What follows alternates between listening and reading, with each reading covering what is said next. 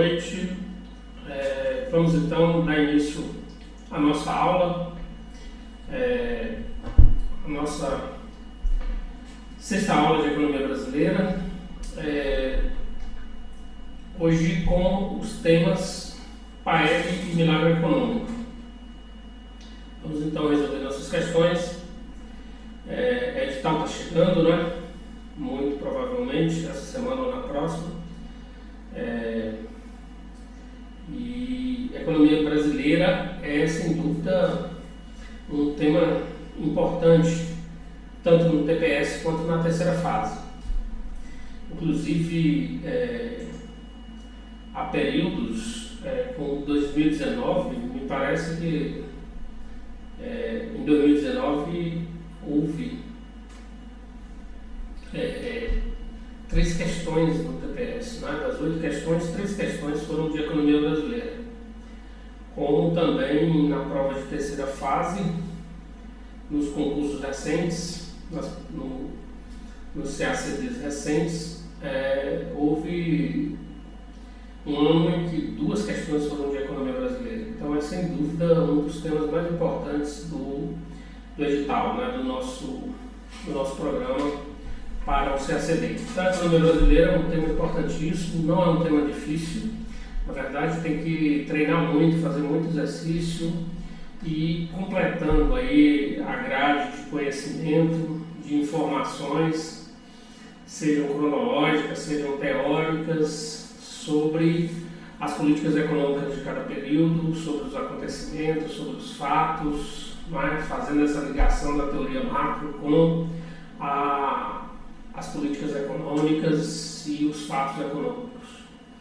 Então, é um tema chave no CACD. Então, é muito raro, na verdade, eu não lembro de um concurso em que TPS não tenha tido pelo menos uma questão de economia brasileira e a mesma coisa a terceira fase, né? Embora no concurso de 2020 caiu uma questão de conjuntura econômica, não exatamente a economia brasileira. Mas se puxa aqui a memória, foi a única vez que eu vi uma prova sem economia brasileira explicitamente, né? Foi apenas a conjuntura, foi mais um assunto de conjuntura. Então, vamos às nossas questões de hoje.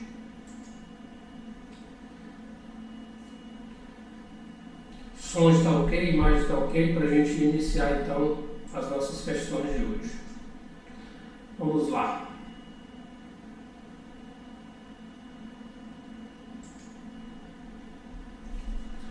Deixei então o PAEB para a gente fazer junto com o Milagre Econômico, não é isso? Para a aula de hoje. Vamos então. O PAEB teve 2 eixos de ação. Então, governo militar, a equipe Bulhões e Campos, né? Roberto Campos, elaboraram e executaram o Plano de Ação Econômica do Governo, o PAEB. Como eu já tive a oportunidade de falar, o PAEB ele teve 2 eixos de atuação. Um eixo de mais de curto prazo, de combate à inflação, e um eixo de reformas estruturais. Então, se identificava como causas mais de curto prazo da inflação, como causa da inflação, o déficit público, a expansão do crédito às empresas e o crescimento dos salários acima da produtividade. Então essas eram as causas, de modo que as políticas econômicas que vão ser implementadas nesse eixo de combate à inflação são exatamente a redução do déficit público, com redução dos gastos e reforma tributária para reduzir o déficit público, com ajuste fiscal, redução de despesas, portanto, e aumento dos tributos. Um controle do crédito, então, uma política monetária, de crescimento monetário mais lento e de controle do crédito e uma política salarial, de acordo com o crescimento da produtividade.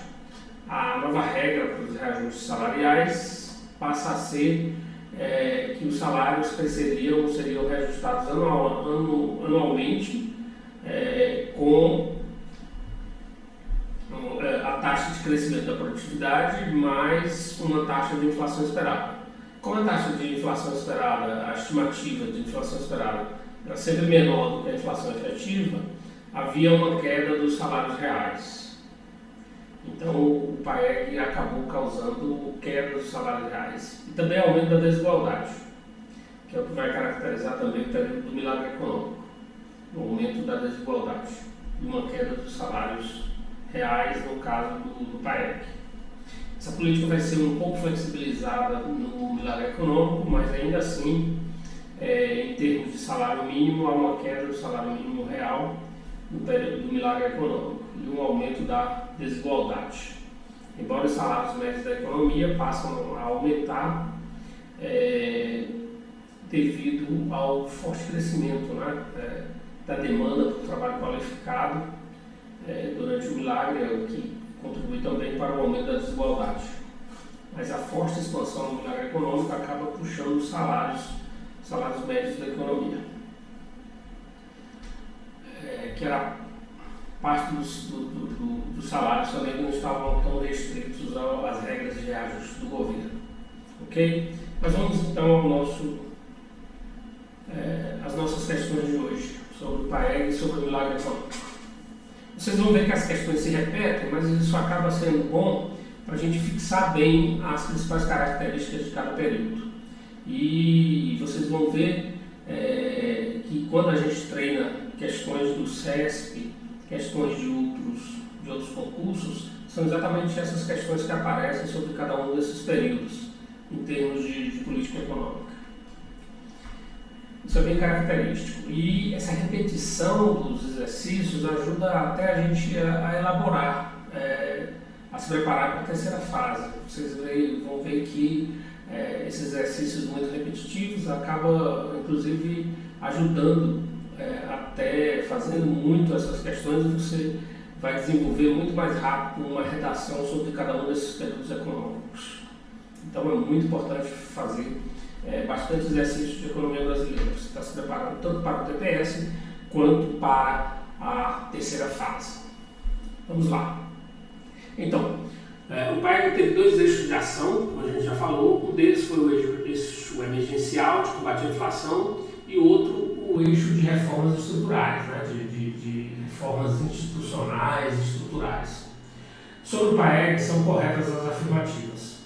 O plano estabeleceu um rígido controle de tarifas e preços públicos, visando a obtenção de resultados mais rápidos no combate à inflação. Errado. Na verdade, o PAEG ele praticou o realismo tarifário. Eles fizeram para evitar o déficit das estatais, ou para corrigir e reduzir o déficit das estatais, que era uma das fontes importantes do déficit público. O PAEG fez o reajuste dos preços e tarifas de serviços públicos, e essa política foi chamada de realismo tarifário, inclusive foi chamada essa política também de inflação corretiva. Por que é inflação corretiva? Eu já tive a oportunidade aqui de explicar. Inflação corretiva ocorre porque essas medidas de realismo tarifário, de reajuste das tarifas, de preços de tarifas de serviços públicos, vai aumentar a inflação no curto prazo, mas ela tem o objetivo de reduzir a inflação no médio e longo prazo. Então, por isso que chama de inflação corretiva. É uma inflação, mas ela está corrigindo a inflação, porque ela está reduzindo o déficit público. Então, está reajustando as tarifas e isso tem um efeito corretivo sobre a inflação, embora no curto prazo tenha o efeito de aumentar a inflação. Por isso, no primeiro ano, 64, a inflação chega a aumentar, exatamente por causa dessa inflação corretiva, por causa desse reajuste dos preços e tarifas dos serviços públicos, que foi chamado de inflação corretiva, desse realismo tarifário. Então, por isso, esse item está errado, Não houve controle das tarifas e preços públicos, pelo contrário, houve um reajuste dos preços de tarifas públicas. Pode parecer contraditório, não é, que um plano de combate à inflação acaba aumentando os preços dos serviços públicos, mas é porque o objetivo é reduzir o déficit público, que se origina em grande parte do déficit das estatais. O diagnóstico que orientou as ações emergenciais foi de que a inflação, que se encontrava em processo de aceleração, decorria tanto de pressões de demanda, oriundas de gastos descontrolados do governo, quanto de custos provocadas por reajustes salariais acima dos aumentos de produtividade. Nesse aspecto, sim, está correto, né? O Paeg identificou também uma inflação de custos, que era o crescimento dos salários acima da produtividade, né? Inclusive, o André Lara Rezende, no Ordem do Progresso, o livro Ordem do Progresso, tem um artigo do André Lara Rezende, que defende que o Paeg tinha inspiração heterodoxa, né? Um plano, na verdade, que tinha elementos ortodoxos e tinha inspiração também heterodoxa, exatamente porque vai estabelecer uma política salarial, vai ver a inflação como resultado não somente da inflação de demanda, que é característico do diagnóstico mais ortodoxo, né? Inflação de demanda, teoria quantitativa da moeda, política monetária e déficit público são as causas da inflação na teoria ortodoxa. E como o Paeg tinha essa visão de que era um problema também do crescimento dos salários acima da produtividade e também identificou a necessidade de fazer reformas estruturais, né? Para melhorar as condições de financiamento da economia, porque identificava que o financiamento também era inflacionário, as formas de financiamento por meio do déficit público, o financiamento monetário do déficit público também era inflacionário. Então, essas reformas estruturais também para combater a inflação, para o André Lara Rezende, tinha uma inspiração heterodoxa, não era uma visão totalmente ortodoxa do processo inflacionário. Como a terapia também, as medidas de política econômica não eram totalmente ortodoxas. Então, para o André Lara Rezende, o Paeg tinha uma inspiração heterodoxa, tinha elementos ortodoxos e heterodoxos no seu diagnóstico e nas suas medidas de combate à inflação. Ok? Então, o diagnóstico orientou as ações emergenciais foi de que a inflação, que se encontrava em processo de aceleração, decorria tanto de pressões de demanda, oriundas de gastos descontrolados do governo, quanto de custos provocados por reajustes salariais acima dos aumentos de produtividade. Correto. As ações estruturais focalizaram as condições de financiamento da economia. Correto. Então, no eixo de reformas estruturais, o que o Paeg fez? Fez uma reforma fiscal, uma reforma tributária, uma reforma fiscal para o governo se financiar melhor, se financiar em condições não inflacionárias, né? Fez uma reforma do sistema financeiro, criou o sistema financeiro de habitação, segmentou o sistema financeiro brasileiro, criando bancos de investimento, dividindo bancos comerciais, bancos de investimento, financeiras, né? Bancos de investimento para fazer o financiamento de longo prazo, fazendo a corretagem de ações, né? Então segmentou o sistema financeiro, criou o sistema financeiro de habitação, criou a correção monetária, criou as obrigações reajustáveis do Tesouro Nacional, que permitiu que o governo financiasse seus déficits por meio de títulos da dívida pública, né? Porque tinha correção monetária. Então, o Paeg fez diversas reformas estruturais, criou o Banco Central, então fez reforma financeira, reforma monetária, criando o Banco Central e criando o Conselho Monetário Nacional, fez uma reforma fiscal e tributária, fez reformas do setor externo, facilitando a remessa de lucros, né? Fez uma reforma da lei de remessa de lucros e tomou várias medidas para atrair o capital estrangeiro, flexibilizou de modo a fazer uma atração do capital estrangeiro para o financiamento também, Então percebam que no eixo das reformas estruturais, o foco era principalmente melhorar as condições de financiamento da economia, porque se identificava que a forma de financiamento que existia era um financiamento inflacionário, né? Então, tanto da parte como do financiamento do governo, por meio de déficits orçamentários financiados por emissão monetária, como a expansão do crédito às empresas sem lastro de poupança, sem captação de poupança, né? Então, todas as reformas vão no sentido, essas reformas como a reforma fiscal e tributária, a reforma financeira, a reforma monetária, as reformas do setor externo, a criação da correção monetária, todas essas medidas vão no sentido de melhorar as condições de financiamento da economia, melhorar o financiamento do crescimento econômico, identificando que uma das causas da inflação é exatamente essas fontes de financiamento inflacionário, né? Então, o PAEG, no seu eixo de reformas estruturais, vai tomar medidas para melhorar as condições de financiamento da economia no sentido de serem fontes de financiamento não inflacionárias. Ok? Então, esse item está correto. O plano preconizava ações de ampliação da base de financiamento da União. Também está correto, né? Por meio da reforma tributária e da criação da ORTN, né? Que é o Títulos Públicos, Obrigações Ajustadas do Tesouro Nacional, títulos públicos com correção monetária. Com isso, estava ampliando a base de financiamento da União, tanto por meio de tributos como financiando o déficit orçamentário por meio de títulos da dívida pública, né? Com correção monetária. Então está correto. Sobre o Programa de Ação Econômica do Governo, o PAEG, implementado pelo governo Castelo Branco, é correto afirmar: esteve centrado no combate à inflação e, por isso, não estabeleceu metas de crescimento econômico. Errado. Então, uma das bandeiras do governo militar, do regime militar, era a retomada do crescimento econômico, que havia desacelerado muito, teve um período até de taxa negativa durante o período do Jango Goulart, de modo que uma das promessas do governo militar e uma das bandeiras era retomar o crescimento econômico.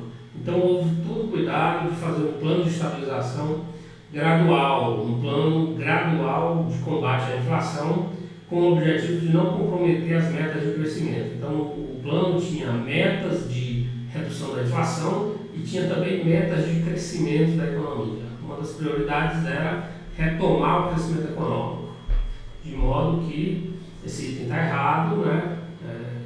Está falando que esteve centrado no combate à inflação e por isso não estabeleceu metas de crescimento econômico. Está errado, tinha metas de crescimento econômico. Diagnosticou como causas da inflação o déficit público, a expansão do crédito às empresas e os reajustes salariais em proporção superior ao crescimento da produtividade. Então, as causas de inflação, esse eixo de combate à inflação emergencial, né, do PAEG, então, ele identificou como causa da inflação o déficit público, a expansão do crédito às empresas e os reajustes salariais, o crescimento dos salários acima da produtividade. Esse era o diagnóstico do PAEG para a inflação. De modo que as políticas econômicas que o PAEG vai implementar, eles são exatamente os correspondentes a essas causas, né? Redução do déficit público, uma política de controle do crédito e do crescimento monetário e uma política salarial, de modo que os reajustes salariais seriam feitos a uma taxa que era o aumento da produtividade da economia mais a taxa de inflação esperada. Então percebam que as políticas econômicas decorrem do diagnóstico, né?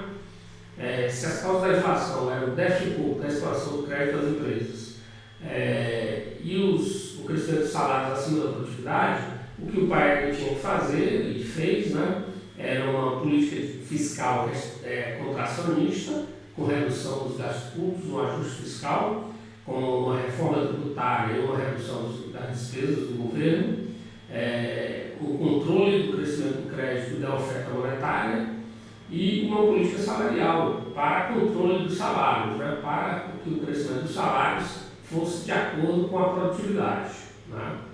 Então, esse item está correto. Esse foi o diagnóstico da inflação por parte do PAEG, embora houvesse também um diagnóstico mais estrutural para a inflação, né, que é aquilo que eu falei, as condições de financiamento da economia que eram inadequadas também. Aí vem o eixo de reformas estruturais para melhorar as condições de financiamento da economia de uma forma não inflacionária. Então está correto.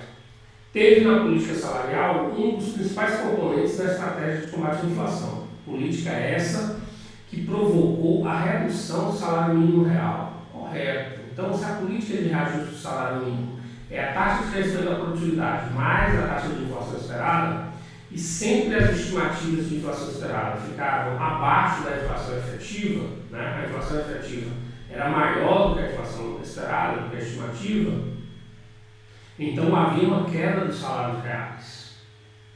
Ok? Então, a política salarial foi central no combate à inflação do PAEG e provocou a queda do salário mínimo real. Correto.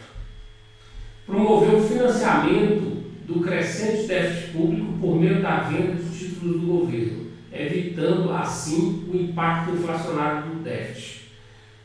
Correto. Então, promoveu o financiamento do crescente déficit público por meio da venda de títulos do governo. Como que isso foi viabilizado? Por meio da criação da correção monetária, tanto para empréstimos e financiamentos, como também para, depois essa correção monetária foi se generalizando também para ativos financeiros, depósitos, aplicações, além de empréstimos. E também a correção monetária foi estabelecida também para os títulos públicos, com a criação da obrigação reajustável do Tesouro Nacional, a ORTN. Certo? Então, essa é uma indexação da economia por meio da correção monetária, da criação da correção monetária, que vai se generalizar para os rendimentos, para as aplicações financeiras, para as obrigações financeiras também, para os passivos, tanto para os ativos quanto para os passivos no sistema financeiro, além de aluguéis, contratos, né, em geral, e rendimentos da economia. Essa generalização da correção monetária é que acaba generalizando a indexação na economia e torna-se uma das causas da inflação inicial. É o remédio que acaba se tornando também uma doença, né? É o remédio que acaba perenizando, né, e até agravando a própria doença. A partir disso, a inflação do passado passa a se reproduzir no presente. Mas, como vocês veem, a correção monetária foi um instrumento criado também para se adaptar à inflação, para de alguma forma se conviver com a inflação. Não é? Era uma medida que tentava fazer com que a economia se adaptasse à inflação, mas que acabava tornando a inflação inercial, acabou tornando a inflação inercial, né, resistente à queda. Esse foi um dos impactos da correção monetária. Então,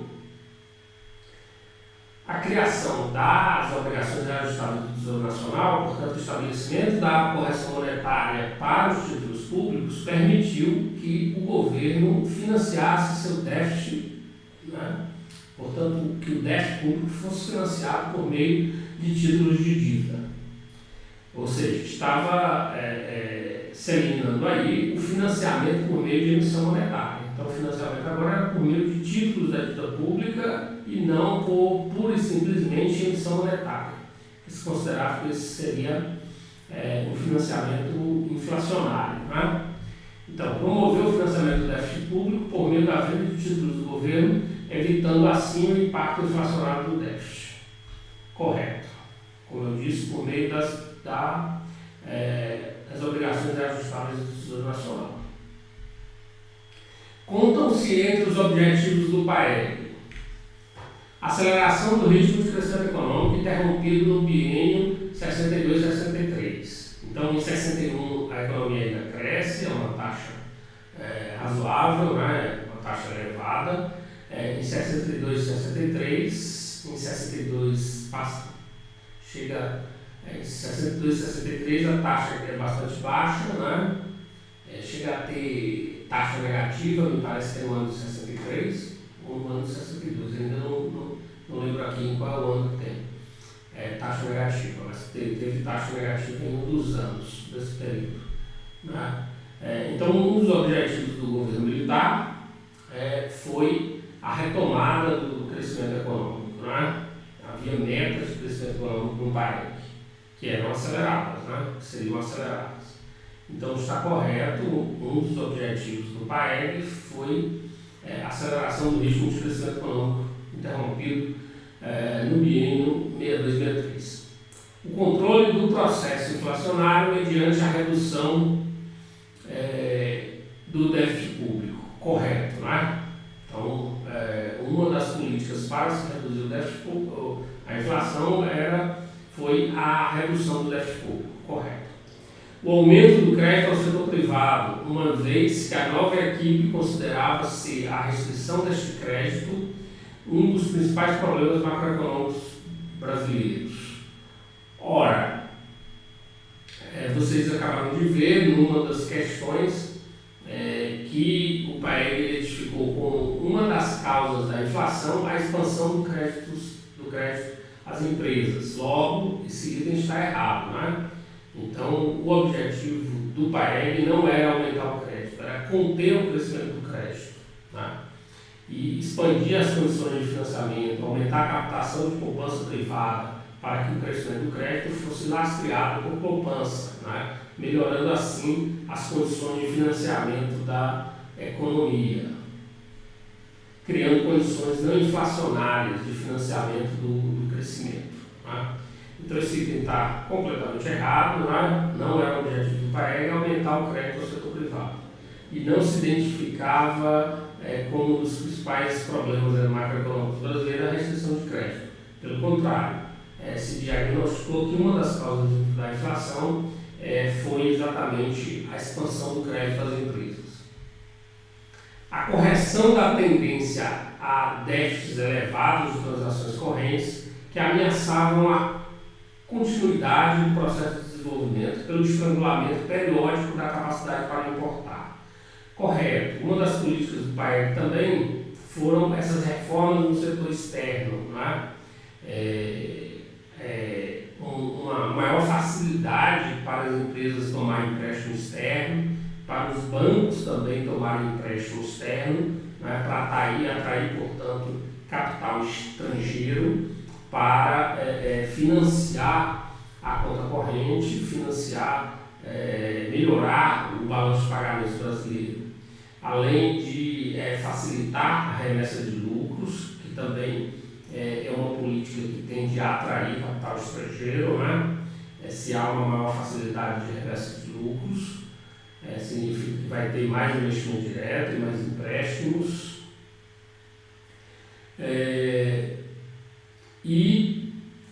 Também houve a preocupação de estimular as exportações, de se criar incentivos fiscais e creditícios às exportações, embora no milagre econômico que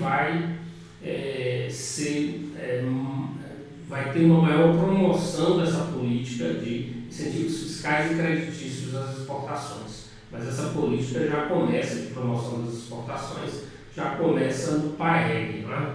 Exatamente com esse objetivo de corrigir a tendência a déficits elevados das transações correntes que ameaçavam a continuidade do processo de desenvolvimento, né? Como que esses déficits de transações correntes ameaçam a continuidade do processo de desenvolvimento? Por meio do estrangulamento da capacidade de importar, porque faltam divisas, né? Então restringe as divisas e, portanto, restringe a capacidade de importar. Portanto, esse item está correto, né? Um dos objetivos do PAEG é corrigir essa tendência a elevar os déficits em conta corrente, porque se imaginava que ele ele ameaçava o processo de desenvolvimento, porque reduzia a capacidade de importar. A liberalização das barreiras tarifárias para aumentar a competitividade da indústria brasileira e controlar o aumento dos preços. Bom, a gente só vai liberalizar o nosso comércio, ou seja, reduzir barreiras tarifárias que eram elevadas e eliminar controles de importações e eliminar também barreiras não tarifárias, que eram barreiras não tarifárias, cotas, por exemplo. A gente só vai eliminar essas barreiras tarifárias, reduzir as tarifas de importação e eliminar também barreiras não tarifárias a partir dos anos 90. No governo Collor que se inicia o processo de abertura, se inicia efetivamente o processo de abertura comercial brasileira. Então, nos anos do governo militar não houve essa liberalização das barreiras tarifárias para aumentar a competitividade da indústria brasileira e controlar o aumento de preços. É errado, né? Na verdade, o que vai ocorrer durante esse período, principalmente no milagre econômico, é, em alguma medida, uma relativa promoção das exportações, certo? Por esse lado, sim, mas não liberalização das barreiras tarifárias. Por isso, esse item está errado. Sobre o desempenho da economia brasileira e a política econômica do governo Castelo Branco, é certo afirmar que a política de estabilização de preços implicou taxas negativas de crescimento do PIB. Errado. Então, como um dos objetivos do governo militar era retomar o crescimento econômico, né, e havia metas de crescimento econômico, se optou pelo combate gradual à inflação. De modo que esse item está errado, a política de estabilização de preços não implicou taxas negativas de crescimento. Errado. O ingresso de capitais privados externos de risco de empréstimo foi estimulado.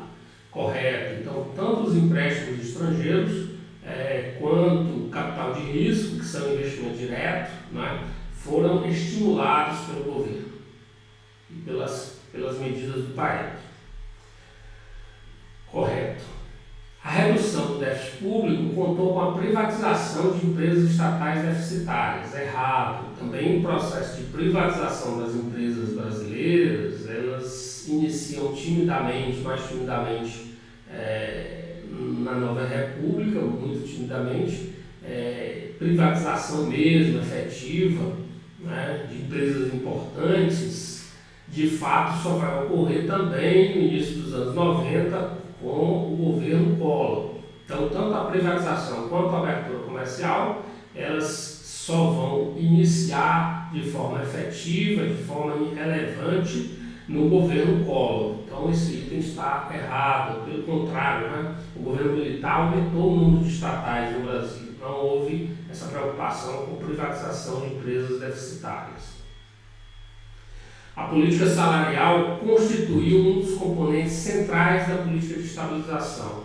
Correto, a gente já viu isso aqui, né? A gente já viu que no diagnóstico de inflação estava o crescimento dos salários acima da produtividade, por isso a política salarial foi um dos elementos do combate à inflação do PAEG. Então, a política salarial constituiu um dos componentes centrais da política de estabilização. Correto. A ruptura institucional de 64 continuou a explorar um padrão de desenvolvimento semelhante ao dos anos 50. Associação com empresas estrangeiras, padrões de consumo do primeiro mundo e adoção de tecnologias características desses padrões. Identifique abaixo quais foram as reformas institucionais implementadas pelo governo militar naquele ano e nos anos seguintes, que lograram reduzir a taxa de inflação de cerca de 100% para algo em torno de 20% em 69. Então o PAEG foi bastante exitoso, não é? A taxa de inflação reduz de cerca de 100%, mais de 90% a taxa de inflação, ela é reduzida para em torno de 20% em 69. Então o PAEG foi exitoso em baixar as taxas de inflação. Quais foram as reformas institucionais? Criou a correção monetária, fez uma reforma tributária, correto. Livre negociação salarial para o setor público e privado. É errado. A gente viu aqui que estabeleceu uma política de reajustes salariais. Então não foi livre negociação. Estabeleceu uma política de reajustes salariais. Então houve controle dos salários. Criação da SUMOC. Não, a SUMOC foi criada em 45, né? Então o que foi criado no PAEG foi o Banco Central brasileiro. Então o Banco Central é que foi criado, né? Que substituiu a SUMOC, né? De algum modo.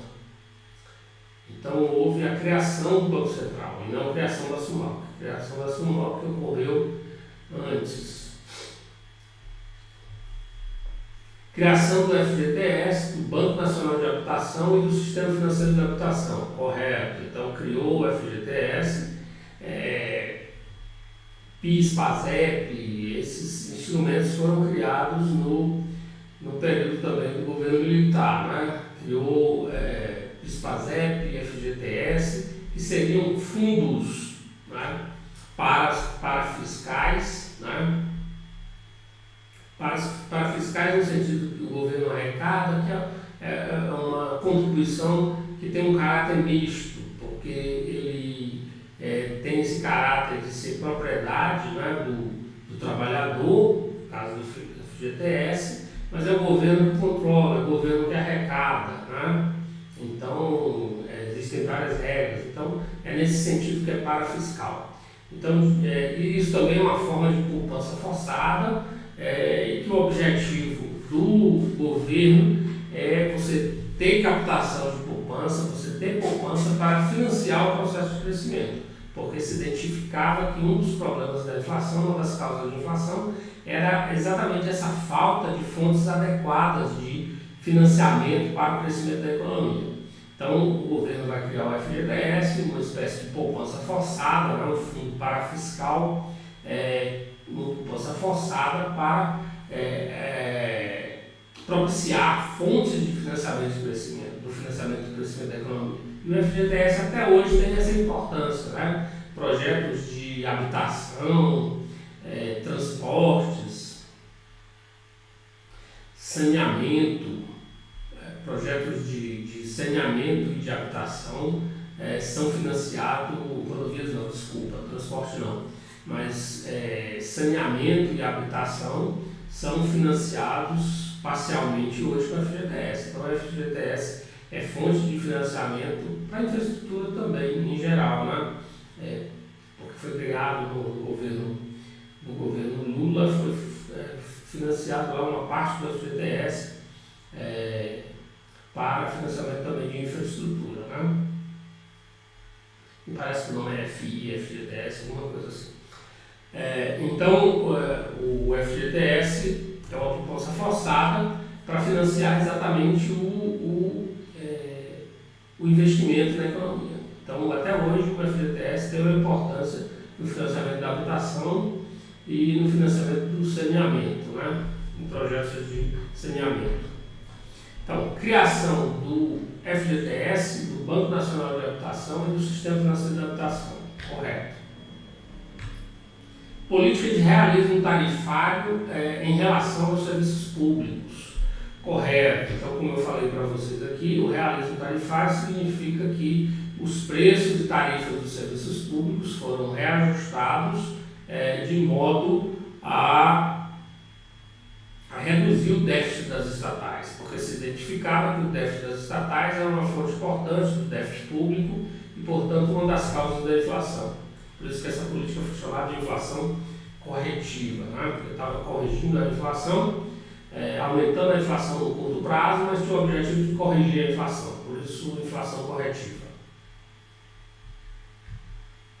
A política anti-inflacionária do período 64-67 alcançou sucesso em reverter a tendência ascendente da inflação no período anterior. Certo, né?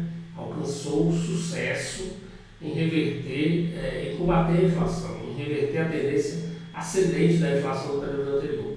Entre os principais componentes dessa política podemos mencionar o congelamento temporário de preços de salários. É errado. O congelamento a gente vai ter nos anos 80, a partir do diagnóstico, né? A partir de 86, com o plano cruzado, a partir do diagnóstico de que a inflação é inercial. Então, uma das propostas para se combater a inflação inercial, eu já falei aqui que a inflação inercial é a inflação que é causada pela indexação da economia, né? Uma das formas de combater a inflação inercial, uma das propostas para combater a inflação inercial foi exatamente o congelamento de preços de salários, né? E aí o congelamento de preços foi tentado, implementado várias vezes nos planos de estabilização da década de 80. Plano Cruzado, Plano Bresser, Plano Verão, Plano Collor 1, Plano Collor 2, todos eles utilizaram de alguma forma congelamento de preços para tentar combater a inflação. Agora, no PAEG não teve nada disso de congelamento de preços e salários, né? Foi um plano que, para combater a inflação, utilizou ajuste fiscal, ajuste monetário, política monetária restritiva, controle do crédito, controle do crescimento monetário e a política salarial. Então, utilizou ajuste fiscal por meio de reforma tributária e controle dos gastos, redução das despesas do governo, política monetária, com o controle do crescimento dos agregados monetários e do crédito da economia, e uma política salarial, com reajuste salarial determinado a partir do crescimento da produtividade e de uma estimativa de inflação esperada. Né? Então, nada de congelamento de preços no PAEG, por isso esse item está errado. A política de realismo dos preços públicos, que se revelou importante para a redução do déficit público, ainda que tinha tido impactos negativos sobre a inflação no curto prazo. Então, os componentes do PAEG, política de realismo dos preços públicos, o tal do realismo tarifário, que se revelou importante para a redução do déficit público, correto, esse realismo tarifário foi importante para reduzir o déficit público, embora tenha tido impactos negativos sobre a inflação no curto prazo. Por isso que se chama, como eu disse para vocês, inflação corretiva, porque é importante para reduzir o déficit público, combater a inflação, por isso inflação corretiva, né? Por isso corretiva, mas que causa inflação no curto prazo, com impactos negativos sobre a inflação no curto prazo. Correto. O déficit público, que a despeito do discurso oficial, não foi reduzido de forma importante, errado, né? Com uma reforma tributária que foi exitosa, né? E com redução das despesas, claro que houve uma redução importante do déficit público. Mais importante foi a mudança ocorrida na forma de financiamento do déficit, com a criação da ORTN. O que esse item está dizendo? Ora, os dois são importantes, né? Então, o déficit público foi reduzido de forma importante e também foi importante a mudança ocorrida na forma de financiamento do déficit, com a criação da ORTN, da correção monetária dos títulos da dívida, que permitiu o governo se financiar com dívida pública, com títulos, ok? Então, mudou de fato, houve uma mudança importante na forma de financiamento do déficit, com a criação das obrigações reajustáveis do Tesouro Nacional, que são títulos públicos com correção monetária. Então esse item está errado porque está falando que o déficit público não foi reduzido de forma importante. A política salarial então implementada, que permitiu compatibilizar a queda dos índices inflacionários com a manutenção dos salários reais. A política salarial implementada foi importante, né? Ela existiu, só que ela não compatibilizou a queda dos índices inflacionários com a manutenção dos salários reais. Houve queda dos salários reais, né? Então, o que está errado aqui é dizer que a política salarial implementada permitiu compatibilizar a queda dos índices inflacionários com a manutenção dos salários reais. Errado, não permitiu.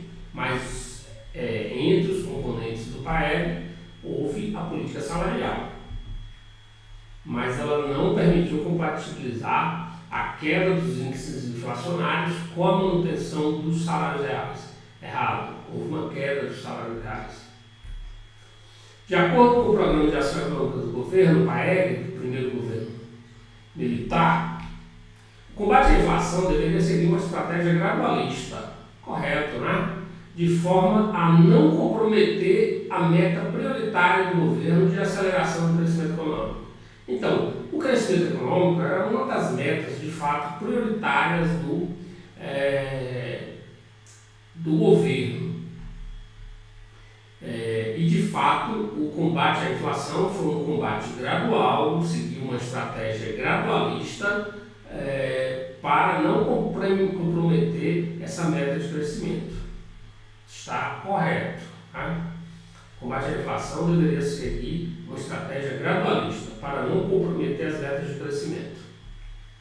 Essa foi uma característica importante do PAEC.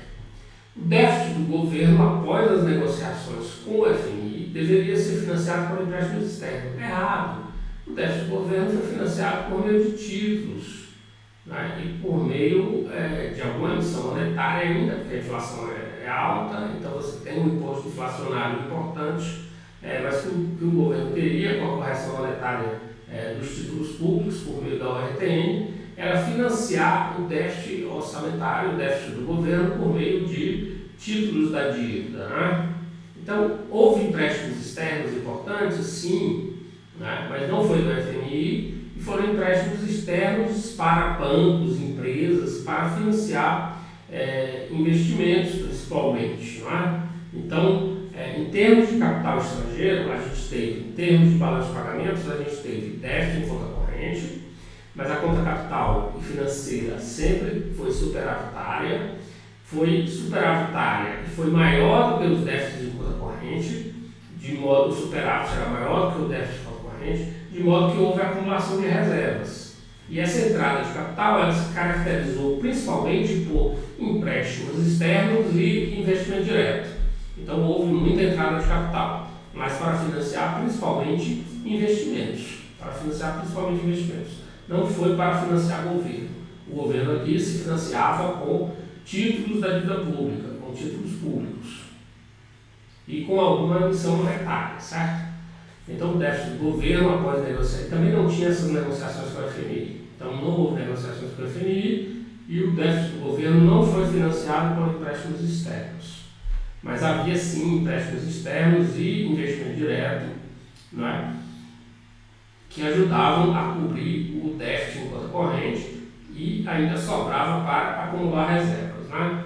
Porque o superávit da conta capital e financeira ele era maior do que o déficit em conta corrente. E quando eu tenho um superávit da conta capital e financeira maior do que o déficit em conta corrente, eu tenho uma acumulação de reservas, né?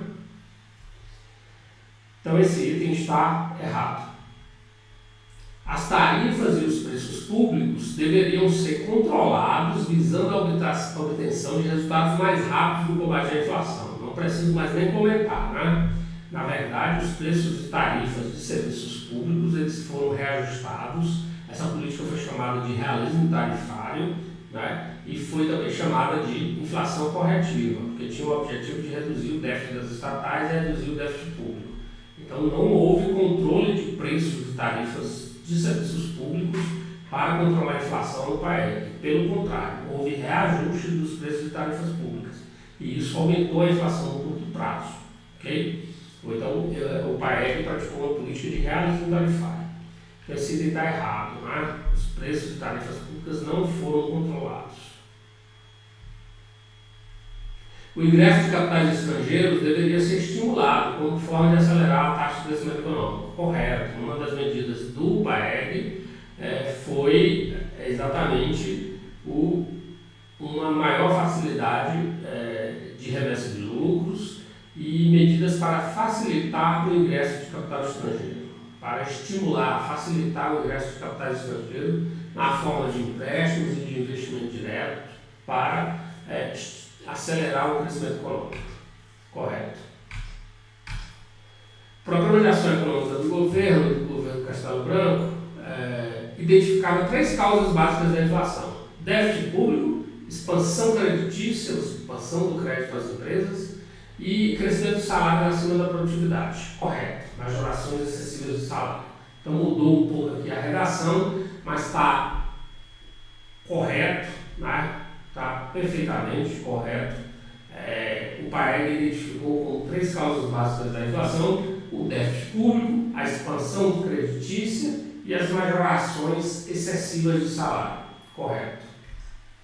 Utilizou a política de compressão salarial como instrumento-chave no combate à inflação. Aqui está a nossa política salarial aqui restritiva, né? Que reduziu os salários reais para combater a inflação. Então está correto. Utilizou a política de compressão salarial como instrumento-chave no combate à inflação. É essa uma das características, uma das medidas do PAEG que, lembro, o André Lara Rezende disse que o PAEG tinha inspiração heterodoxa. Ele era um plano com medidas ortodoxas, mas que tinha também inspiração heterodoxa, tinha medidas heterodoxas também. A ideia de que a inflação era causada por aumentos de salários acima da produtividade era a ideia de que era um conflito distributivo que estava causando a inflação, né? E não simplesmente uma inflação de demanda. Era a ideia de que a inflação deveria ser combatida com uma política salarial. Então, tanto o diagnóstico quanto a política econômica e a medida de combate à inflação, ela tem uma inspiração, na visão do André Lara Rezende, uma inspiração heterodoxa, né?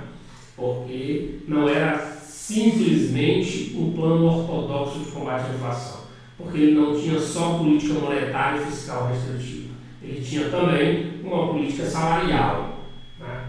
Ele coordenava os salários da economia para controlar a inflação. E isso, na visão do André Lara Rezende, e a literatura considera que isso é uma medida não ortodoxa de combate à inflação, que é coordenação dos salários da economia. Coordenação dos preços, coordenação dos salários, mas no caso aí, coordenação dos salários, certo? Mas quando o Estado intervém na determinação dos salários e preços da economia para combater a inflação, ele está sendo heterodoxo, e não exatamente ortodoxo, né? Então foi por isso que o André Lara Rezende disse que o PAEG tinha inspiração heterodoxa, porque ele diagnosticou como uma das causas da inflação o crescimento dos salários, acima da produtividade, e utilizou como política de combate à inflação a política salarial. Então esse seria o elemento heterodoxo ou de inspiração heterodoxa do PAEG na visão do André Lara Rezende. Então, de fato, o PAEG utilizou a redução dos salários reais, utilizou a política salarial, que era uma política de compressão salarial, como instrumento-chave no combate à inflação. Correto. A reforma financeira visou, dentre outros objetivos, o fortalecimento da poupança privada nacional. Correto. Na hora que eu crio Banco Nacional de Habitação, Sistema Financeiro de Habitação, faço uma reforma financeira dividindo bancos comerciais e bancos de investimento financeiras, né? Estabeleço a correção monetária, crio o FGTS. Então o governo estava tentando fortalecer a poupança nacional e estava tentando também atrair poupança externa, né? Para financiar o processo de crescimento, porque também tomou medidas de facilidade de remessa de lucros e facilidade para tomar empréstimos externos. Facilidade para empréstimos externos. Então, é uma política também de estimular a atração de capital estrangeiro para o financiamento do investimento no Brasil, né? Mas a reforma financeira toda e várias outras medidas estavam pautadas também nesse objetivo de fortalecer a poupança privada nacional e a captação, portanto, de poupança privada para o financiamento do processo de crescimento. Correto. Reduziu o déficit público e praticou o controle direto sobre os preços dos setores industriais oligopolizados para obter rápidos resultados no combate à inflação. Errado. Reduziu o déficit público, está correto. Agora, não praticou o controle direto de preços dos setores industriais oligopolizados. Isso aqui quem vai fazer é o Delfim Neto no Milagre Econômico. No Milagre Econômico, sim, né?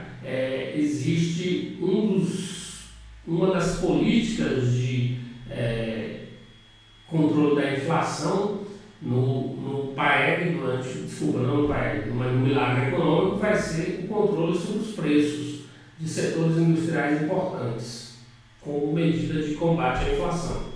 Mas no PAEG não. O PAEG vai utilizar redução do déficit público, política monetária restritiva, uma contenção do crescimento monetário e do crédito da economia, e política salarial. O PAEG, em consonância com as causas que o PAEG identificou como causas da inflação, ele vai tomar essas medidas: redução do déficit público, controle da moeda do crédito e controle dos salários, a política salarial, para combater a inflação. Nada de controle direto de preços no PAEG, certo? No milagre econômico, sim, tem controle de preços industriais importantes para controlar a inflação. Mas no PAEG não. Reduzir o déficit público está correto, mas não praticou controle direto sobre os preços dos setores oligopolizados. Se fosse um milagre econômico, estaria certo esse controle sobre preços. Sobre a política anti-inflacionária do PAEG e sua implementação, pode-se afirmar que, tal como implementada no governo Castelo Branco, essa política teve um marcadamente ortodoxo, já que teve como instrumento único o controle da expansão monetária. Errado, né? Então, o único instrumento do governo Castelo Branco, do PAEG, para combater a inflação, não houve esse único instrumento, houve vários instrumentos, não é isso? Houve redução do déficit público, houve controle da expansão monetária, houve política salarial, controle salarial, e houve reformas estruturais. Então, o controle da expansão monetária não foi o único instrumento de controle. E por isso o PAEG não foi um plano marcadamente ortodoxo, ou totalmente ortodoxo, né? Tanto que o André Lara Rezende fala que esse plano teve inspiração heterodoxa. Então está muito claro aqui que o item está errado, que ele não teve como único instrumento o controle da expansão monetária. A introdução do mecanismo de correção monetária foi parte da política anti-inflacionária do período. Era uma medida para ajudar a conviver com a inflação, né? Então está correto. Introduzir o mecanismo da correção monetária como uma política anti-inflacionária. Reconhecendo o déficit dos déficits estatais como uma fonte constante de pressões inflacionárias, o PAEG recomendava insistentemente sua privatização. Errado. Volto a dizer aqui que privatização e abertura comercial vai ocorrer nos anos 90. Então, toda a questão de falar que o governo militar privatizou ou abriu a economia está errado, né? Então, não houve nem abertura nem privatização. Então, está errado. Na verdade, o governo vai criar novas estatais. A inflação resultava da inconsistência da política distributiva, que acirrava a disputa entre governo, empresários e trabalhadores, né? É outro elemento que faz com que o André Lara Rezende diga que o PAEG tem inspiração heterodoxa, né? Porque é a inconsistência da política distributiva, é o conflito distributivo. O governo querendo financiamento para os seus gastos, os empresários querendo crédito para financiar seus investimentos, e os trabalhadores querendo salário e lutando por salários acima da produtividade. Então, essa disputa de cada um por seus rendimentos, o governo pelos tributos, os empresários pelo crédito para investir e lucrar, e os trabalhadores buscando salários mais elevados, essa era a causa da inflação, né? Que havia uma inconsistência entre o que a economia produzia e o que os agentes demandavam de rendimentos, causando inflação. Então, esse conflito distributivo era uma das causas da inflação de acordo com o PAEG. Por isso, quando a Rezende vai dizer que o PAEG teve inspiração heterodoxa, porque estava vendo o controle distributivo como uma das causas da inflação. Então, está correto. A respeito da aceleração do crescimento do período do milagre econômico, são corretas as afirmativas. Antes mesmo de iniciar, vamos pensar aqui que o milagre econômico brasileiro ele ocorreu por três fatores, devido a três fatores. Três fatores são apontados como causas do milagre. Né? Que fatores são esses? As reformas do PAEG, porque vocês viram que melhorou as condições de financiamento não inflacionário da economia, atraiu capital externo, facilitou a entrada de empréstimos e investimentos externos, né? Melhorou as condições do setor público, do governo, para fazer investimento público, né? Na medida em que houve uma reforma fiscal. Melhorou o sistema financeiro de modo a captar recursos, criou mecanismos de poupança forçada como o FGTS. Então, criou as condições de financiamento não inflacionário, de financiamento não inflacionário da economia. Então, o PAEG, as suas reformas institucionais foram importantes para explicar o milagre econômico. Então, o milagre econômico teve 3 causas: as reformas do PAEG, né? E vocês viram como que o PAEG contribuiu para o milagre econômico, né? Com essas reformas institucionais. O cenário externo favorável, tanto no campo do comércio, houve aumento do volume de comércio mundial e aumento dos preços, melhorou os termos de troca. Então isso estimulou as exportações brasileiras. As exportações brasileiras cresceram muito durante o período do milagre econômico, só que as importações também cresceram rapidamente, de modo que a economia teve em 73, 74, 72, 73, 74, apresentou déficit de conta corrente na ordem de 1,6 a 2 bilhões, né? Déficits moderados, mas houve déficit de conta corrente na segunda metade do milagre econômico. Na segunda metade do milagre econômico houve, portanto, déficit em conta corrente importante. Né? Mas, como eu disse para vocês, são 3 causas do milagre econômico. O PAEG, o cenário externo favorável, tanto a entrada de capital, principalmente empréstimos externos e investimento direto, os empréstimos externos favorecidos pelo mercado de euro-dólares, aumento das exportações, porque houve crescimento da economia mundial e crescimento do comércio.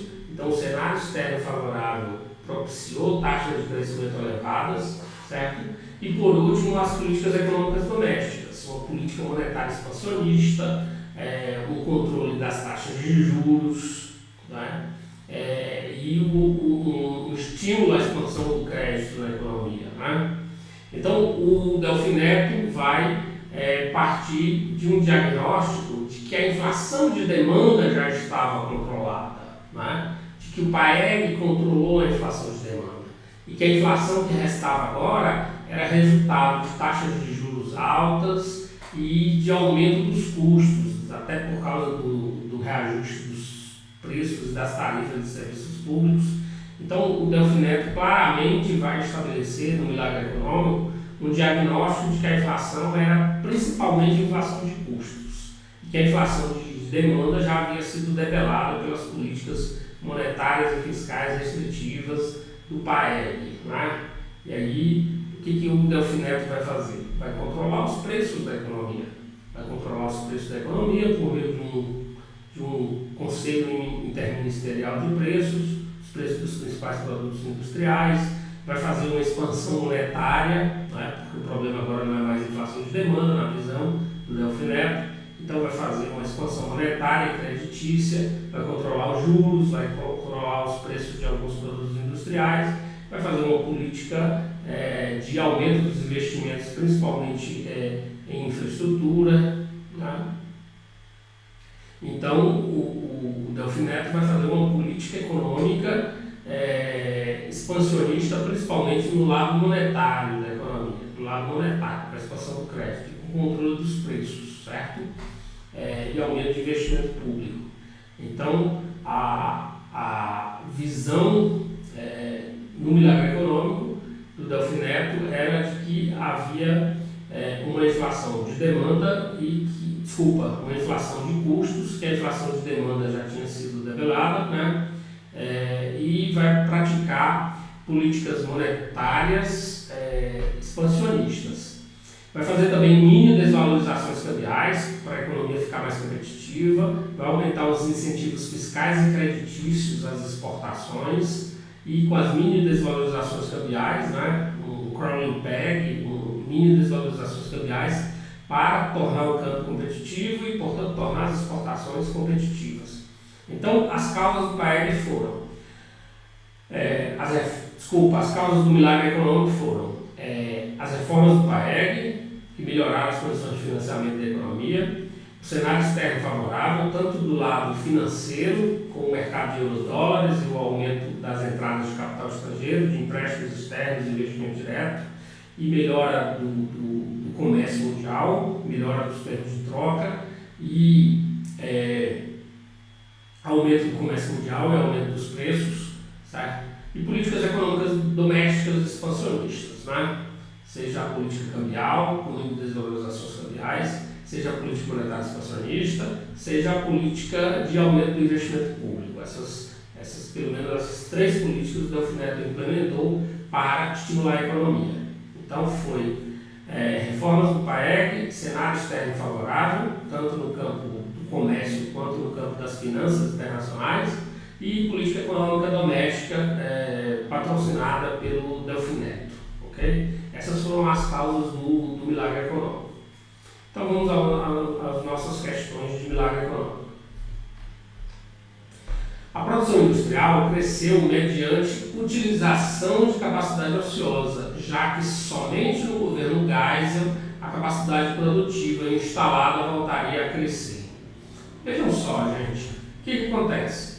O PAEG, embora tivesse como uma das metas o crescimento, a retomada do crescimento da economia, né, de qualquer forma, o PAEG implementou uma política salarial restritiva, com redução dos salários reais, uma política monetária e uma política fiscal restritiva, né, contracionista.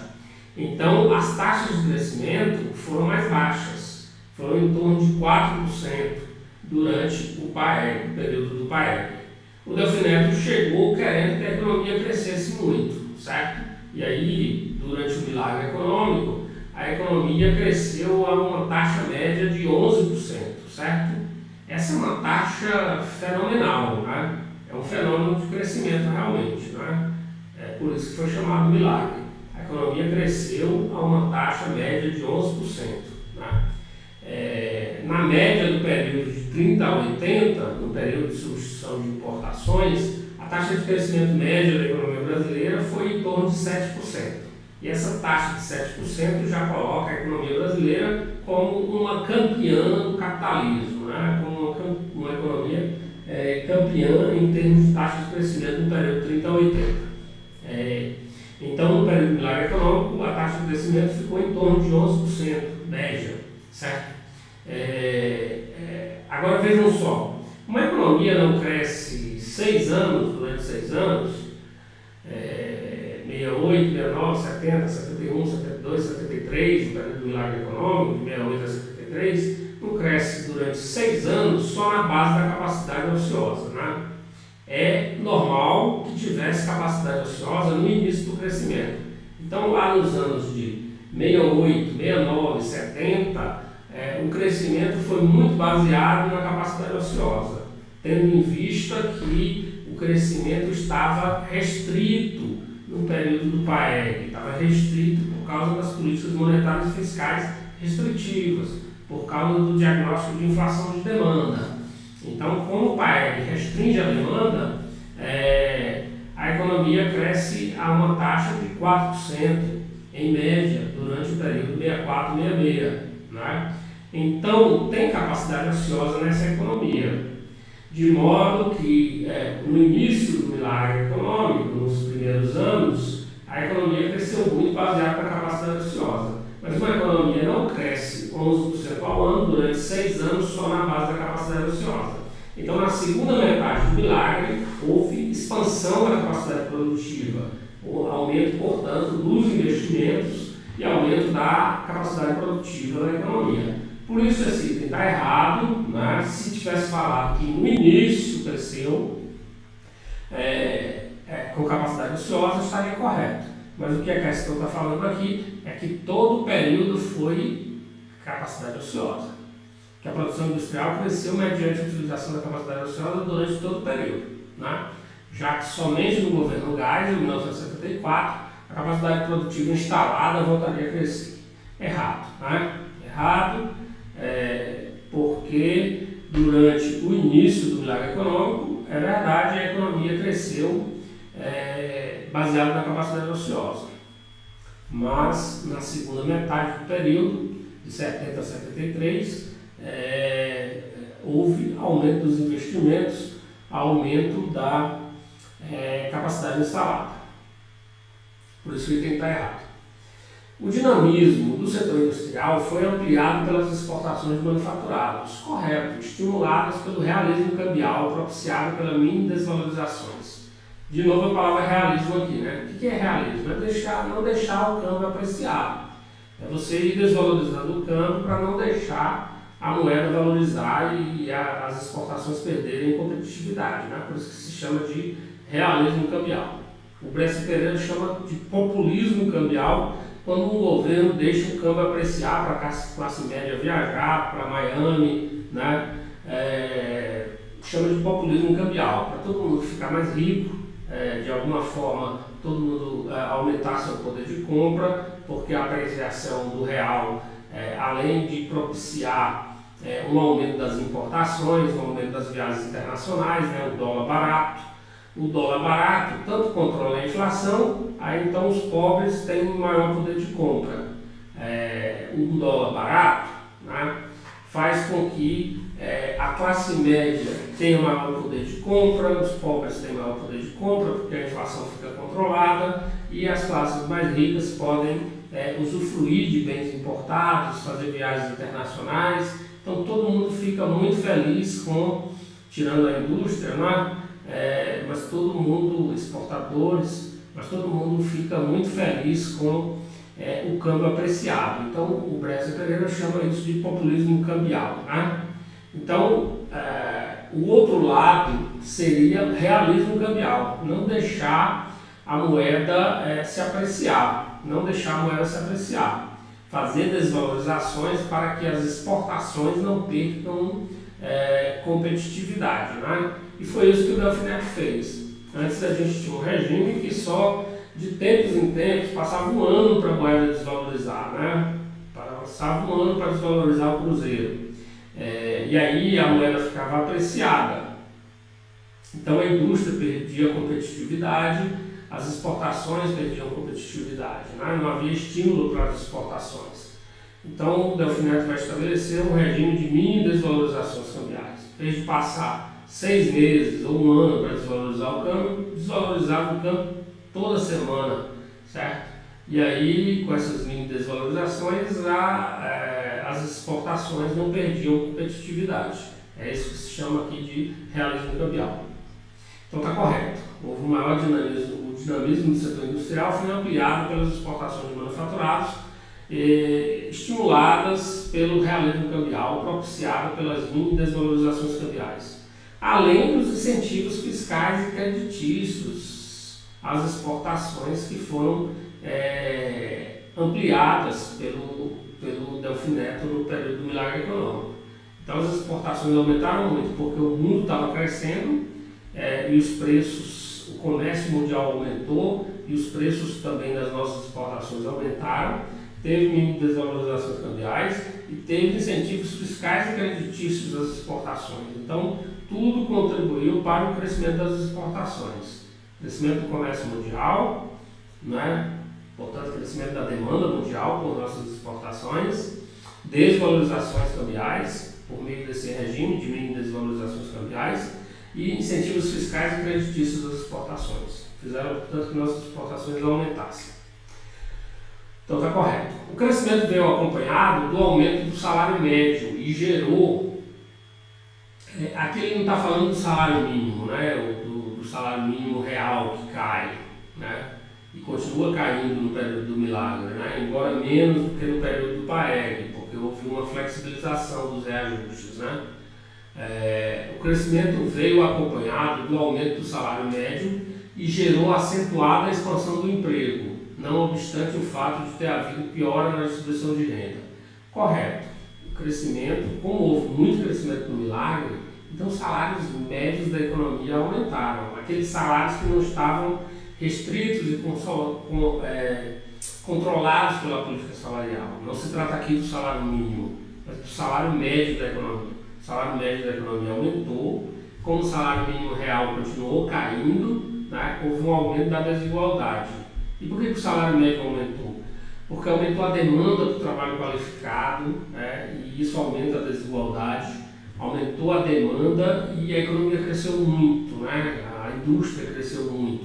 Então isso puxa os salários médios da economia, né, e isso aumenta a desigualdade porque aumentava muito a demanda por trabalhadores mais qualificados, né, e aí isso aumenta a desigualdade, uma vez que o salário mínimo continuava lá com a sua correção defasada, uma correção que não acompanhava a inflação efetiva, né?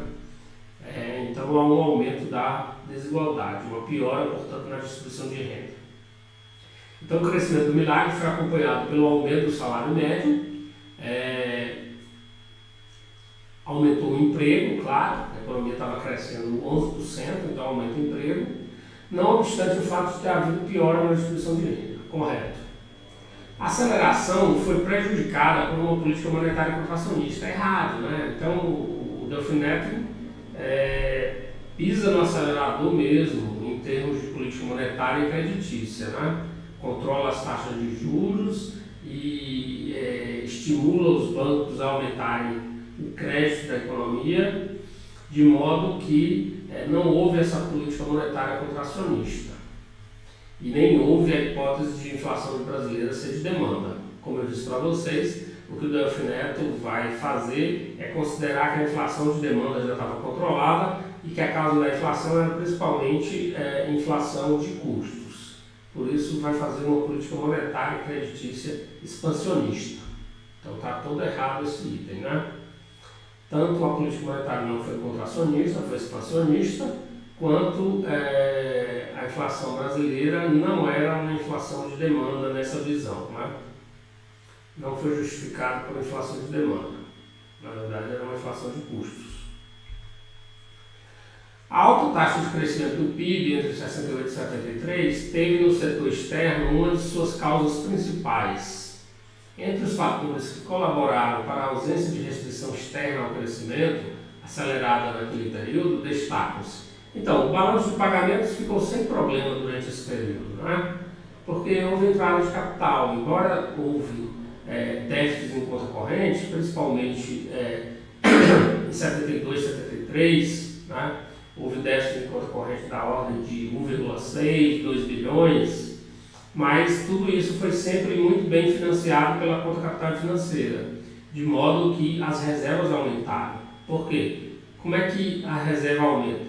Quando na conta capital financeira entra mais capital por meio de empréstimos, investimento direto, mais do que o necessário para cobrir o déficit de conta corrente. Então foi isso que aconteceu no milagre. Enquanto o déficit de conta corrente chega a 2 bilhões em determinado ano, tem ano em que entra na conta capital financeira 4, 5 bilhões. Então, o que vai acontecer? Vai aumentar as reservas, né? Porque se eu tenho transações correntes, menos 2 bilhões, né? Utilizando aqui uma nova balança de pagamentos, quinta edição ainda, tá? Eu tenho menos 5 bilhões, menos 2 bilhões de déficit de transações correntes e tenho 4 bilhões na conta capital financeira, então eu vou ter um aumento das reservas internacionais de 2 bilhões, né? As reservas aumentam porque a conta capital financeira é maior do que o déficit de conta corrente, então há um aumento das reservas. Mas ele está falando aqui da restrição do setor externo em geral, que foi que houve uma ausência de restrição externa ao crescimento, né? Por quê? Porque aumentou o valor das exportações. O crescimento do valor das exportações a despeito da evolução desfavorável dos termos de troca. Errado, né? Na verdade, o valor das exportações vai aumentar por causa do aumento do preço e do aumento da quantidade. Tanto a quantidade quanto o preço das exportações aumentaram, né?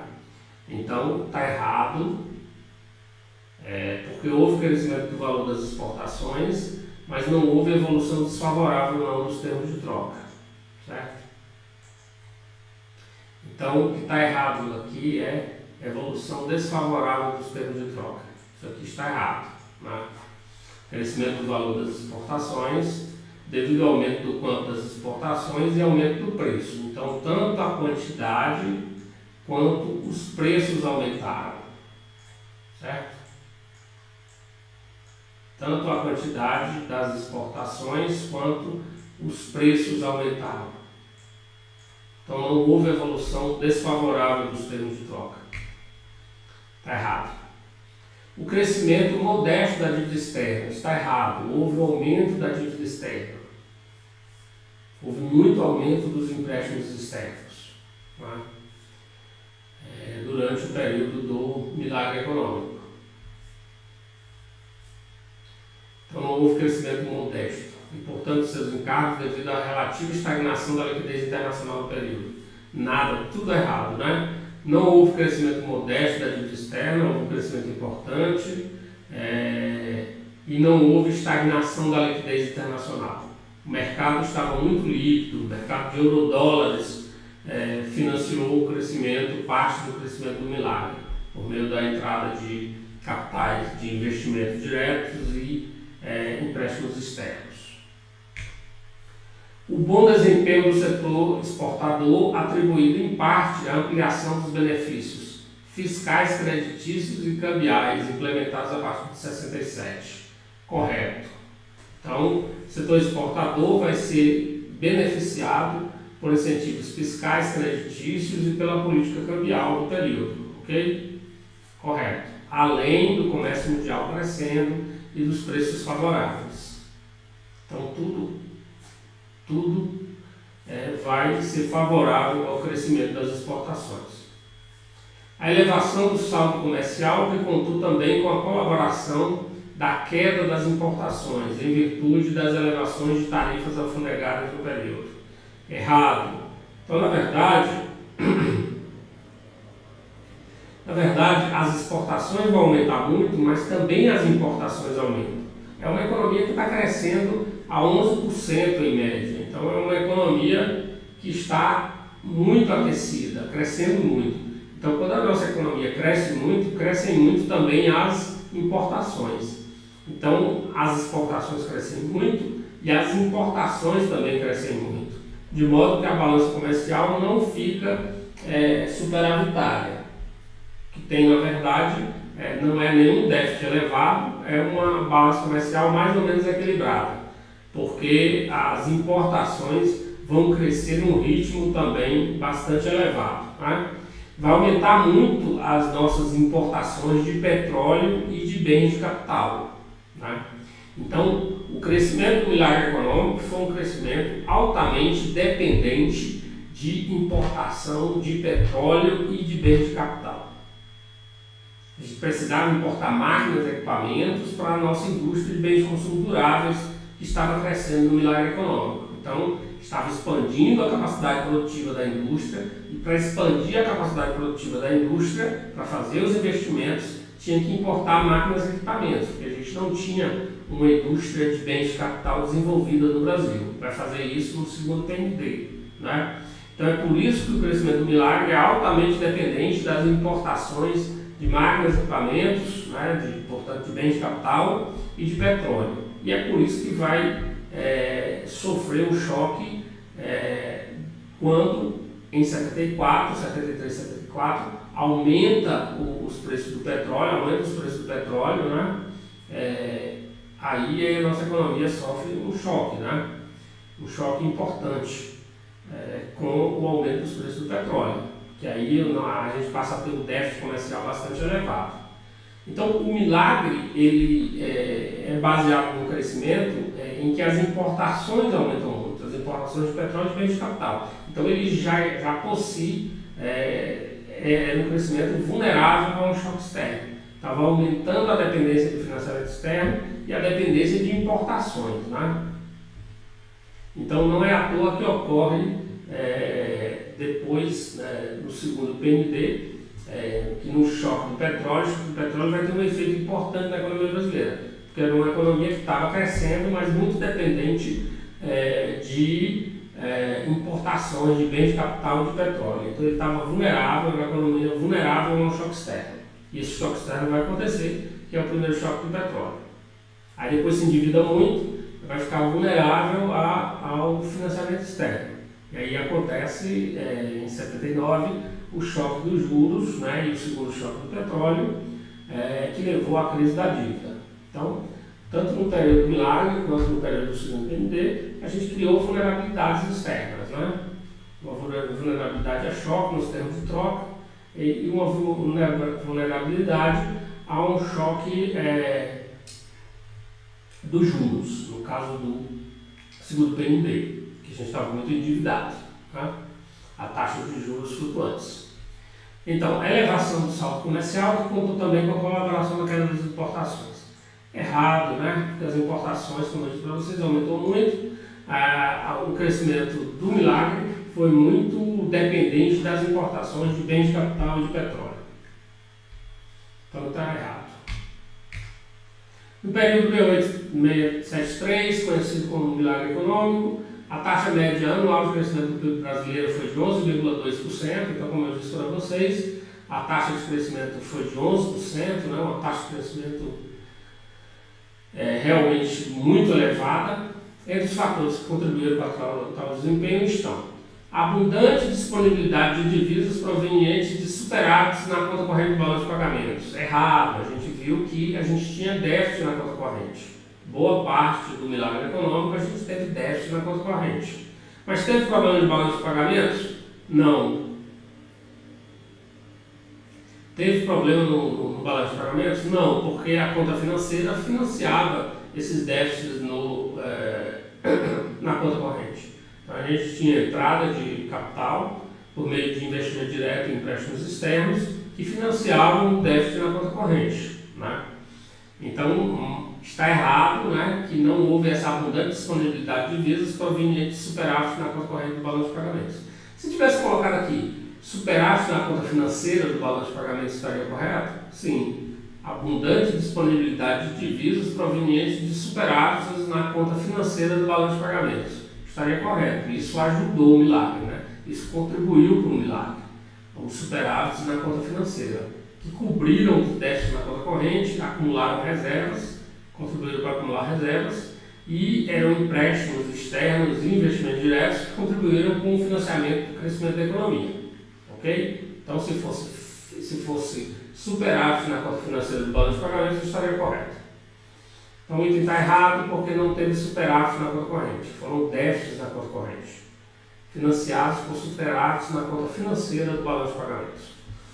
A vigorosa expansão da liquidez real da economia, baseada, entre outros fatores, na expansão do crédito bancário no setor privado.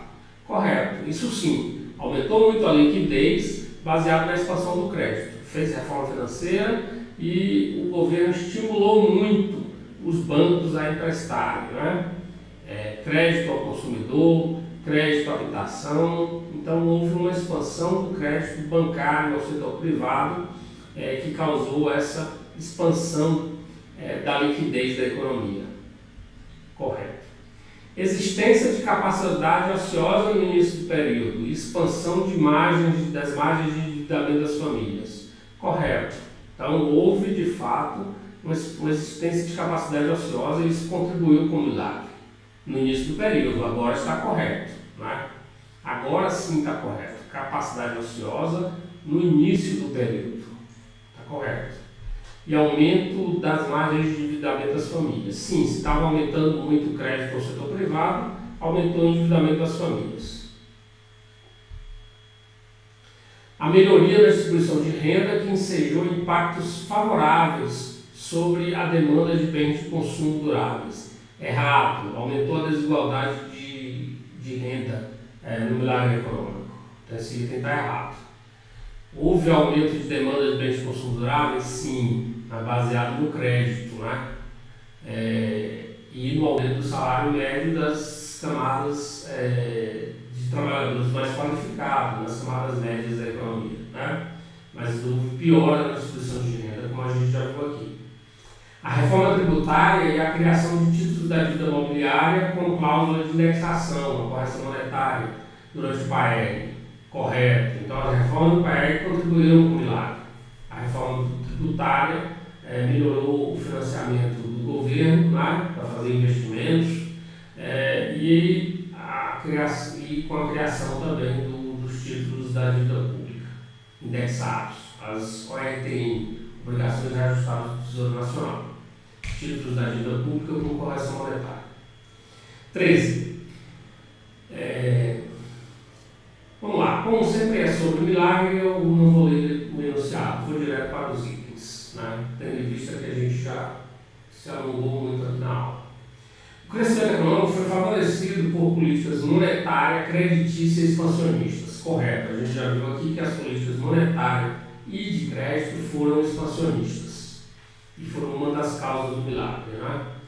O crescimento industrial ocorreu inicialmente com base na utilização da capacidade ociosa herdada do período anterior. Correto? Então, se fala que o milagre se baseou na utilização de capacidade ociosa no início do período, está correto. Se falar todo o período, está errado. A política de mini desvalorizações cambiais, implantada a partir de 68, contribuiu para o bom desempenho do setor exportador. Correto. A gente viu que as mini desvalorizações cambiais aumentavam a competitividade da indústria e contribuíram para a exportação de manufaturados. O financiamento dos investimentos no período se fez principalmente mediante poupança externa. Errado, né? Vejam só, a gente tinha o errado aqui é o principalmente. É principalmente por meio de poupança privada, gente. Privada doméstica, desculpa. É principalmente por meio de poupança doméstica. Se eu tenho um déficit em conta corrente da ordem de 2% do PIB, certo? Significa que está havendo poupança externa contribuindo para o crescimento da economia e o financiamento dos investimentos? Provavelmente, correto, não é? Então, se eu tenho uma poupança externa ou um déficit em conta corrente da ordem de 2% do PIB, está correto dizer que o financiamento dos investimentos que a poupança externa contribuiu com o financiamento dos investimentos. Mas não pode dizer que foi a principal, né, contribuição para o financiamento dos investimentos. Por quê? Porque a taxa de investimento aqui, nesse período, é em torno de 25% do PIB. Né? Então, a gente tem, no milagre econômico, uma taxa de investimento que deve alcançar em torno de 25% do PIB. Se eu tenho um déficit de conta corrente, que é a poupança externa, em torno de 2% do PIB, eu não posso dizer que o déficit em conta corrente ou que a poupança externa foi a principal fonte de financiamento do investimento, né? Porque 2% do PIB, de 25 para 25, eu tenho 23% financiado por poupança doméstica e 2% financiado por, se fosse todo utilizado nisso, né? Financiado por poupança externa. Então a poupança externa é bem minoritária comparada com a poupança privada doméstica, comparada com a poupança doméstica, né? Então não dá para dizer que a poupança externa, mesmo que ela seja importante, mesmo que ela seja elevada, não dá para dizer que a poupança externa foi a principal fonte de financiamento do investimento. Por isso o item está errado. O controle de preços foi um dos instrumentos de combate à inflação. Correto. Isso não vale para o PAEG, mas vale para o milagre. No milagre econômico, houve controle de preços industriais, por meio de um Conselho Interministerial de Preços. Houve no governo Costa e Silva, 6769, é o do milagre, né? Uma mudança na política de combate à inflação em relação àquela praticada no período do PAEG. É certo afirmar que a nova política manteve inalterada a expansão do crédito. Não, aumentou o crédito ao setor privado, né? Por isso está errado. Introduziu o mecanismo de controle direto de preços dos grandes setores industriais. Correto, como a gente acabou de falar aqui, que introduziu o mecanismo de controle direto dos preços dos setores industriais, por meio de um Conselho Interministerial de Preços. Acelerou a correção dos preços relativos, dando origem à inflação corretiva. Errado, não é? Errado. Quem fez inflação corretiva foi o Paeg, né? Então, o Delfim Neto, ele diagnosticou que uma das causas da inflação era a inflação de custos que vinha das taxas de juros elevadas e dos reajustes dos preços de tarifas públicas. Então, ele conteve esse processo de inflação corretiva no período do milagre. Isso aí é Paeg. Baseou-se num diagnóstico de inflação de custos correto, como a gente falou aqui. O Delfim Neto vai dizer que a inflação de demanda já estava controlada, que a inflação que restava agora era uma inflação de custos. Então, ele pisou no acelerador, né, controlou os preços por meio de controles diretos, os principais preços industriais, e pisou no acelerador em termos de política monetária e creditícia, né, para estimular o crescimento e com as mínimas valorizações cambiais. Introduziu uma nova política salarial que repôs parte das perdas acumuladas ao longo do primeiro governo militar. Errado. Então não houve essa introdução para repor perdas acumuladas. 15. Aspectos do milagre. Rápida expansão do mercado de euro-dólar. Então, alguns aspectos da economia internacional que contribuíram para o crescimento da economia do milagre.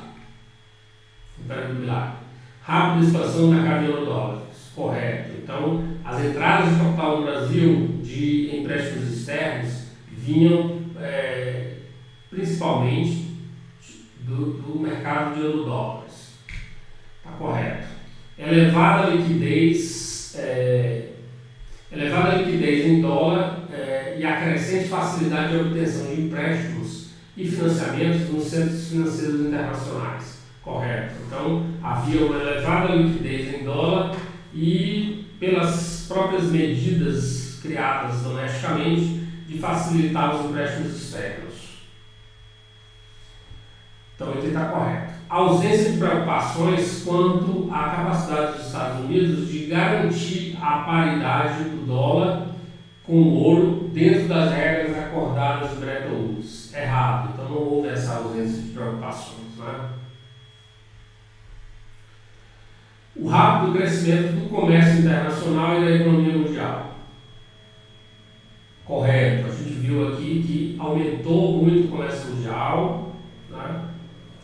Houve aumento da economia mundial e isso aumenta a demanda por nossas exportações. Esses foram um dos fatores que fez com que aumentasse as exportações. Correto. 16. De novo sobre o período do milagre. O crescimento deveu-se a condições externas favoráveis, mas influiu decisivamente a mudança de estratégia econômica do governo, que passou a adotar políticas de expansão da demanda e estímulo à produção. Corretíssimo, não é? Então, houve condições externas favoráveis, mas houve também o governo, uma estratégia econômica do governo, de adotar políticas de expansão da demanda e de estímulo da produção. Delfim Neto pisou no acelerador, né? Junto com as reformas do Paeg. Então, as três causas são essas: políticas de expansão da demanda, políticas domésticas de expansão da demanda, condições externas favoráveis e reforma do Paeg, que são as três causas do milagre.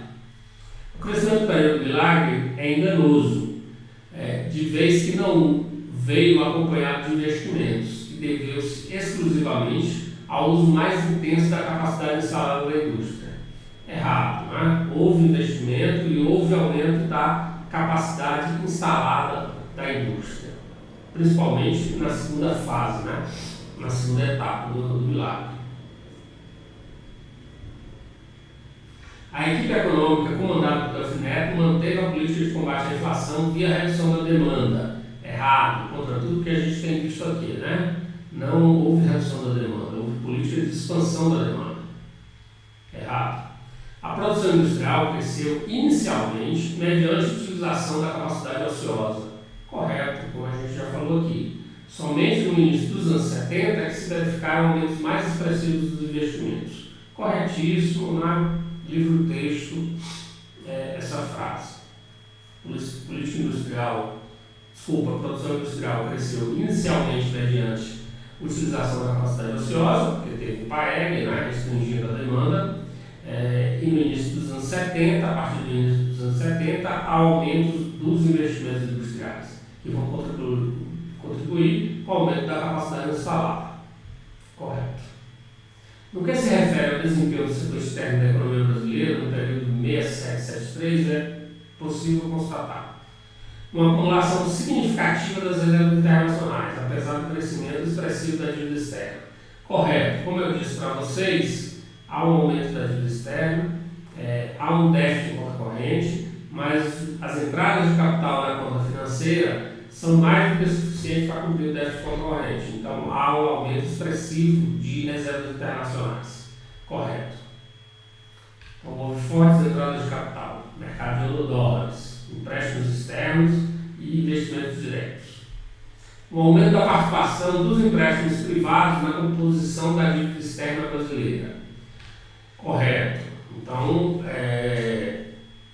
grande parte desses investimentos, desses empréstimos no período do milagre econômico eram empréstimos privados, certo? Empréstimos externos feitos por empresas privadas. Até porque no período do PAEG foram tomadas medidas que criaram facilidade para as empresas e para os bancos tomarem empréstimos externos. Ok?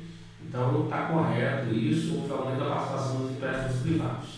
Lá no segundo PND, 78 e 79, esses empréstimos privados vão de alguma forma ser estatizados. Né? Aí lá já no período do segundo PND é o contrário. Há um aumento da participação do setor público, a participação dos empréstimos públicos na composição da dívida externa brasileira. Né? Há um processo de estatização da dívida externa. Mas no período do milagre foi predominantemente empréstimos privados, empréstimos externos privados e por empresas privadas brasileiras, né? Por setor privado. E no período do segundo PND, os empréstimos passam a ser do setor público, do Estado. Há um processo de estatização da dívida externa no segundo PND. Uma redução na entrada de capitais para investimento direto em relação ao período anterior. Errado, né? Claro que no PAEG a economia estava estabilizando, né? Com um crescimento mais baixo. No milagre econômico, vai ocorrer entrada de capitais tanto na forma de empréstimos externos quanto de investimento direto. Por isso esse item está errado. Um aumento da participação de produtos manufaturados na pauta de exportações. Correto, tanto porque o mundo está crescendo muito, como houve incentivos fiscais, creditícios e cambiais para as exportações. Então, como a gente já viu aqui, aumenta as exportações de produtos manufaturados. Correto. É aqui que o café perde a majestade, né? E de fato há um forte aumento das exportações brasileiras e das exportações de manufaturados, estimulado por esse crescimento do comércio mundial, crescimento da economia mundial, pelas mini desvalorizações cambiais e por incentivos fiscais e creditícios às exportações, de modo que vai haver um aumento da participação dos produtos. Há um crescimento muito forte das exportações e um aumento da participação de produtos manufaturados nas exportações brasileiras. Mais uma questão, uma nova etapa do processo no ciclo de crescimento da economia brasileira no período 68, 73, ocorreram os seguintes eventos. Uma nova etapa do processo de redução de importações com a redução do coeficiente importado da economia. Errado. Como eu disse para vocês, o crescimento do milagre foi muito baseado no aumento da dependência de importações de petróleo e de bens de capital. Então não houve redução do coeficiente importado da economia. O período do milagre aumentou muito nossa dependência de importações. As exportações cresceram muito, mas as importações também cresceram num ritmo tão rápido quanto as exportações. A indústria de bens de consumo durável e de construção civil lideraram a retomada do crescimento. Correto. Uma redução do número de empresas públicas como resultado do início do processo brasileiro de privatização. Errado. Houve um aumento, uma criação de estatais, né? O aumento das empresas, do número de empresas estatais no período. Então está errado. Como eu disse para vocês, privatização e abertura comercial vai ocorrer nos anos 90, no início dos anos 90, com o governo Collor. O governo se absteve de intervir diretamente na fixação da taxa de juros. Errado. A gente viu que no período do milagre econômico, o governo intervém no controle na taxa de juros e também dos preços da economia. Delfim Neto, o governo no milagre econômico vai tanto controlar preços da economia como controlar juros, com o objetivo de crescimento. Então está errado. Ampliação do endividamento externo, está correto. Né? Houve ampliação do endividamento externo no período do milagre. E vamos à nossa última questão, para fechar esse período de Paeg e milagre econômico. Nos anos 1873, conhecidos como período do milagre econômico, o PIB cresceu a uma taxa média anual de 11,2%. Contribuíram para esse crescimento uma capacidade de produção ociosa herdada do período anterior. Aqui não está falando que foi durante todo o período, não está falando que não houve investimentos, não houve aumento da capacidade produtiva. Está falando simplesmente que contribuiu para o crescimento do milagre a capacidade ociosa. Só que a gente sabe que foi no início do período que houve essa utilização da capacidade ociosa. Na segunda parte do milagre, na segunda metade, a partir dos anos 70, aumenta os investimentos, aumenta a capacidade produtiva. Mas o item está correto porque, falando em termos gerais, a capacidade ociosa contribuiu com o crescimento do milagre. Não pode ser exclusivamente, mas contribuiu. A implementação de medidas de política monetária destinadas a expandir o crédito ao consumidor. Correto, contribuiu para o milagre. Elevação real do salário mínimo. Errado. Então, o salário mínimo real, em termos reais, continuou caindo. Está errado, né? Salário médio da economia aumentou, mas o salário mínimo, em termos reais, continuou caindo por causa da política salarial. A redução das taxas de juros internas e condições favoráveis para a captação de recursos externos. O governo controlou as taxas de juros e estimulou o crédito bancário ao setor privado. E houve condições favoráveis para a captação de empréstimos externos. Correto. Aumento das reservas internacionais, resultante de saldos positivos na conta financeira do balanço de pagamentos. Certo?